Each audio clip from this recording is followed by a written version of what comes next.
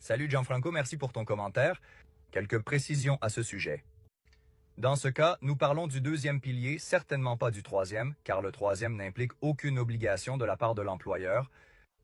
Il est également important de souligner que le montant versé chaque mois dans la caisse de pension n'est pas décidé par l'employé, mais est déterminé par plusieurs facteurs tels que le salaire annuel assuré, la tranche d'âge, car selon la tranche d'âge à laquelle tu appartiens, tu as un pourcentage et une déduction différents sur ta fiche de paie, ainsi que par le règlement de ta caisse de pension, puisque chaque caisse de pension peut appliquer des pourcentages différents, tout en restant dans les limites fixées par la loi.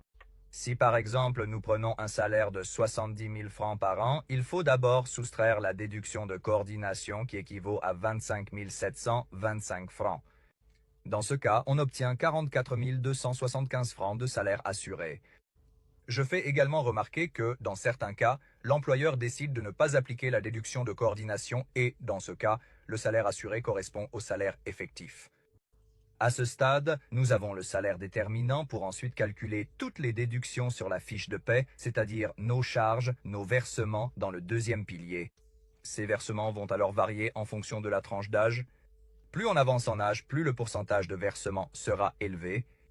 Tout cela est calculé par tranche d'âge de 10 ans en 10 ans.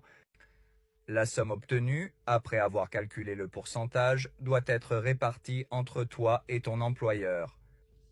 Il n'est pas dit que l'employeur verse exactement la même somme que toi. Par la loi, l'employeur est obligé de verser au moins le même montant, mais dans de nombreux cas, l'employeur verse même plus que l'employé. Ainsi, il pourrait s'agir de 50% de la contribution de l'employeur et 50% de l'employé, mais cela pourrait aussi être 60% de l'employeur et 40% de l'employé. Ceci pour vous donner un petit aperçu du fonctionnement de la caisse de pension, le deuxième pilier en ce qui concerne les cotisations. Si vous avez des questions, écrivez-les dans les commentaires. De toute façon, d'autres vidéos sur le thème de la caisse de pension arriveront certainement, car entre le premier, le deuxième et le troisième pilier, c'est l'un des éléments fondamentaux.